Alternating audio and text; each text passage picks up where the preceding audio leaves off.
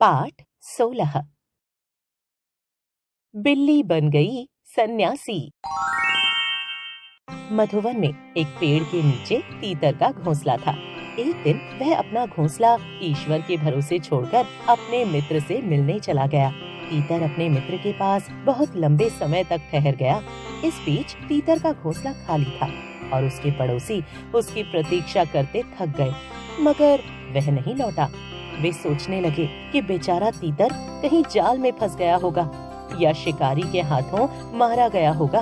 तीतर का खाली घोंसला उसके मित्रों को उसकी याद दिलाता था।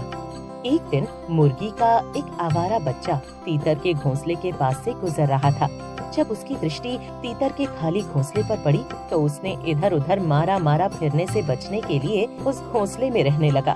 तीतर के पड़ोसियों ने, जो उसकी वापसी की उम्मीद खो चुके थे, कोई आपत्ति नहीं जताई और इस प्रकार मुर्गी का बच्चा तीतर के घोंसले में ठहर गया और निश्चिंत होकर पड़ोसियों के साथ जीवन बिताने लगा।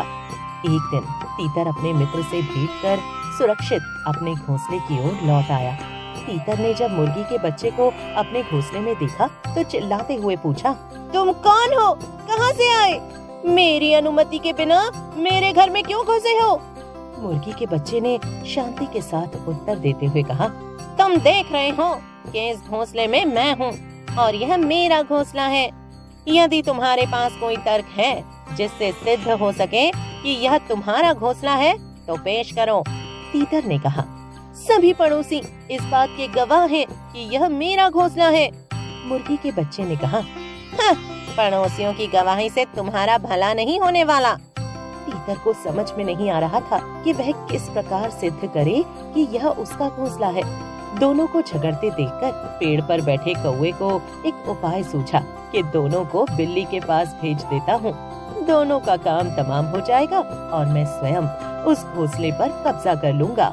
इसलिए कौवे ने कहा, काऊ काऊ, यहाँ पड़ोस में एक बिल्ली रहती है जो पहले बहुत दुष्ट थी, किंतु अब वह सन्यासी बन गई है। उसने सबको यह संदेश भेजा है कि उसने पिछले कृत्य छोड़ दिए हैं।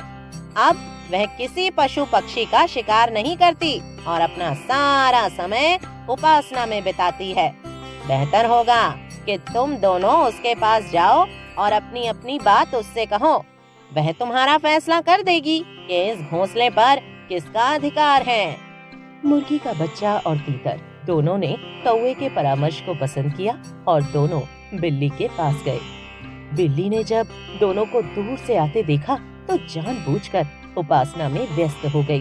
वे दोनों बिल्ली के पास पहुँचे। कुछ देर तक बिल्ली की उपासना पूरी होने की प्रतीक्षा करने लगे। कुछ ही समय बाद बिल्ली ने उनसे अपनी बात बताने के लिए कहा। दोनों ने अपनी अपनी बात बताई और बिल्ली से कहा कि अब तुम फैसला करो कि यह घोंसला किसका है। बिल्ली बोली, मैं बूढ़ी हो गई हूँ, ठीक से नहीं सुन पाती हूँ।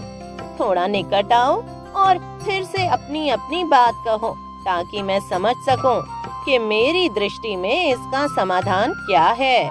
मुर्गी का बच्चा और तीतर बिना डरे बिल्ली के निकट चले गए और अपना मामला उसे बताने लगे।